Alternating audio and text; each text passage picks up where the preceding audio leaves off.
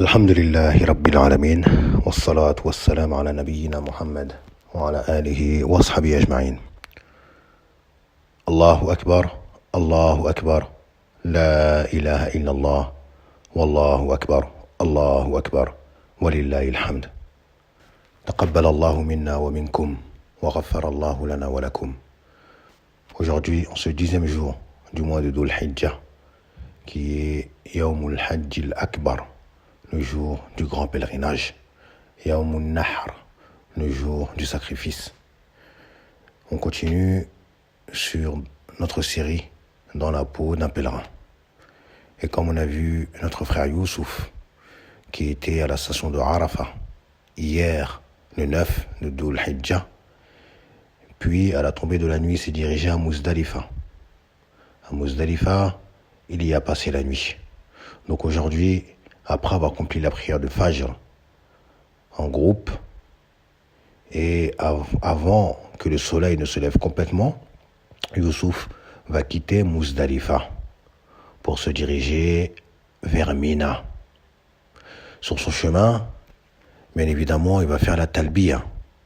Labbaik Allahumma labbaik, labbaik la sharika laka, labbaik innal hamda wan ni'mata laka wal mulk la sharika lak. Et il va en profiter également pour ramasser 7 petits cailloux qui auront la taille d'un pois chiche. Il ne va pas prendre des gros rochers, mais il va prendre 7 petits cailloux sur son chemin. Pourquoi? Car à Mina, il devra accomplir ce rite qui est le fait de lapider la grande stèle, Jamratul Aqaba. On verra qu'à Mina, il y a 3 stèles, une grande, une moyenne et une petite. Mais aujourd'hui, le 10e jour, jour du sacrifice, Youssouf va lapider la grande stèle uniquement. Donc, sur ce chemin, il ramasse ces 7 petits cailloux de la taille d'un pois chiche. Et il se dirige en faisant la talbiya à Mina. Et il va aller dans un des niveaux dans lesquels on peut lapider la stèle. Car il y a plusieurs niveaux aujourd'hui. Auparavant, il n'y avait qu'un rez-de-chaussée et tout le monde y affluait. Aujourd'hui, alhamdulillah, les rites sont facilités. Donc Youssouf se dirige vers la grande stèle afin de la lapider, c'est-à-dire de lancer sur elle ces 7 pierres. Et cela en rappel de ce qu'a fait Ibrahim alayhi salam lorsqu'il lapidait le diable qui était venu à lui pour le perturber. Donc Youssouf va s'approcher et va lancer ces 7 pierres calmement, sans prendre de l'élan, sans crier, sans s'acharner. Tout simplement, il lève la main en disant Bismillah, Allahu Akbar, et il jette le premier caillou. Et il y a au niveau de la stèle comme un bassin. Il faut que son caillou atteigne cela. Donc il lance le premier Bismillah, Allahu Akbar. Au second, Bismillah, Allahu Akbar. Au troisième jusqu'au 7e. Après avoir fini, Youssouf va se diriger pour sacrifier son offrande. Il va aller sacrifier son offrande.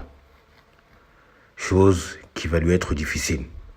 Donc il va déléguer la tâche. Il va déléguer la tâche. Donc une personne va sacrifier son offrande à sa place. Mais la dua à dire Bismillah Wallahu Akbar avant de sacrifier. Allahumma hada minka walak. Allahumma taqabbal minni. Oh Allah, ceci vient de toi et ceci est pour toi. Oh Allah, accepte cela de moi. Une fois la bête immolée et sacrifiée, Youssouf quitte cet endroit et voit beaucoup de coiffeurs ambulants qui attendent les pèlerins.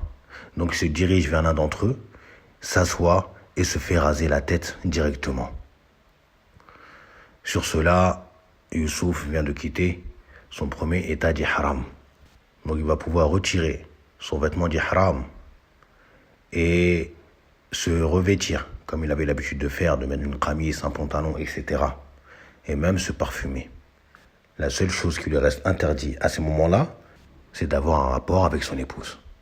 Mais Youssouf n'a pas retiré son vêtement d'ihram, car il n'a pas d'autres vêtements avec lui, et cela lui aurait demandé de retourner à l'hôtel. Mais il préfère directement se diriger vers la mosquée sacrée, afin d'y accomplir le tawaf al-ifada. Il doit accomplir ce tawaf aujourd'hui. Donc il se dirige directement vers la mosquée sacrée de la Mecque, et il accomplit le tawaf autour de la maison sacrée, les 7 tours, comme il l'a fait auparavant pour sa Umrah. Puis il prit les 2 unités de prière derrière le maqam Ibrahim.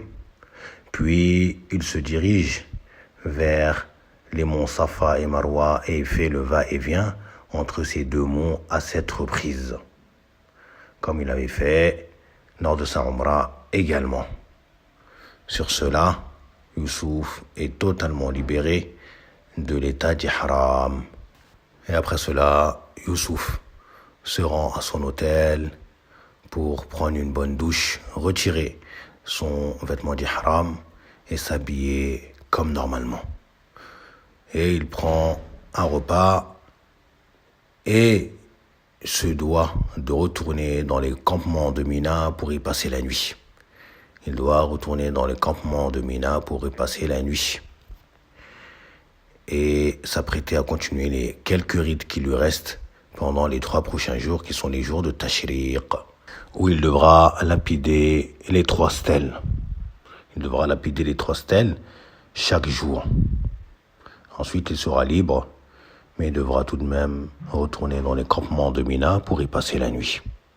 Ainsi s'est terminée la journée de Youssouf. En ce jour de fête, bien que lui n'a pas véritablement senti la fête, car il n'a pas pu atteindre la prière dans la mosquée sacrée, de par le monde qu'il y avait et que les déplacements étaient difficiles et de manière lente. Mais il a dû se concentrer sur son pèlerinage. On demande à Allah Azza wa Jal qu'il lui facilite ce qui reste et qu'il accepte de lui ce pèlerinage. جزاكم الله خيرا وتقبل الله منا ومنكم